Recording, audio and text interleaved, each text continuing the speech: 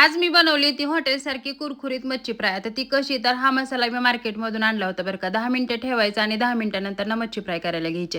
आता तोपर्यंत मी इकडं वाटणाची तयारी करून घेतली होती आणि नंतर ना फ्राय करायला लागले होते. आता एक-एक करत तर मी फ्राय करून घेतलेच आणि परत ना 2-3 मिनिटं ना कमी गॅसवर फ्राय करून घ्यायचे. मस्त अशा हॉटेलसारखी कुरकुरीत मच्छी फ्राय होतात बरं का. त्याचबरोबर ना लगेच मी इकडं भाकरीसुद्धा बनवायला घेतली होती आणि लगेचच रस्सा भाजी बनवून ना परत छान अशी कुरकुरीत मस्त मच्छी फ्राय झाले होते बरं का. परत जेवणासाठी ताटं करायला घेतली, जेवण ते झालं आणि त्यानंतर ना दुपारच्या वेळेस आता जरा जास्तीची झोप यायला लागली होती म्हणूनच मी इकडं घरातली कामं करायला घेतली होती.